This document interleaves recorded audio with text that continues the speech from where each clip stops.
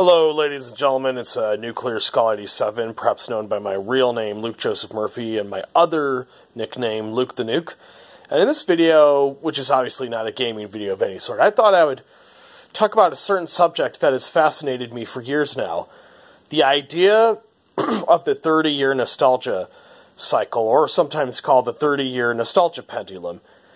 And frankly, I find it annoying when some people, at least, think of it as a strictly 20-year nostalgia cycle, and nothing else really, because there's also a 40-year nostalgia cycle. And I agree with Lindsay Alice's assumption, you know, the YouTuber, that nostalgia tends to be especially strong 30 years after a decade, because as she said, that's when everyone has had time to get rich and to get wealthy and to, you know, get all the monetary resources and whatnot they need to, like, recreate their own childhood for their own kids when they're married with their own wife and kids. And so I especially agree with the whole idea of the 30-year nostalgia pendulum.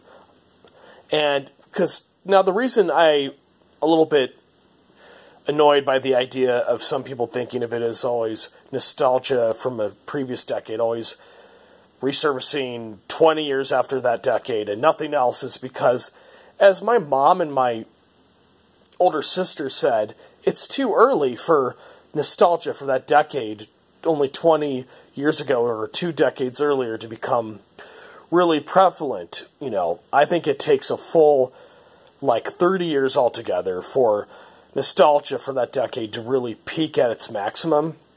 Now, yes, I do agree that nostalgia for a certain decade gets started 20 years later, but again, that's when I think it gets started. I think it takes a full decade then afterwards for it to really fully gestate, I believe. And, yeah. I mean, because when you look at it, I mean, look at how many remakes of 80s movies we've had this decade.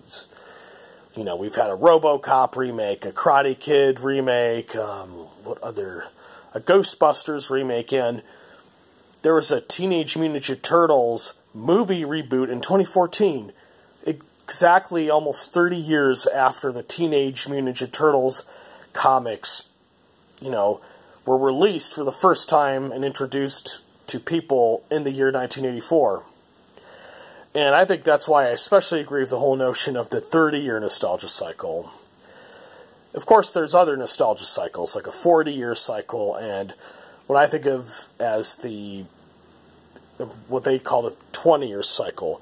But I do believe that there's a especially strong tendency for the nostalgia cycle to reach its peak, you know, 30 years after that decade, you know, and whatnot. And yes. Let's see, is there anything else I want to say regarding this? I'm not sure there is. But yeah, that's my opinion on it.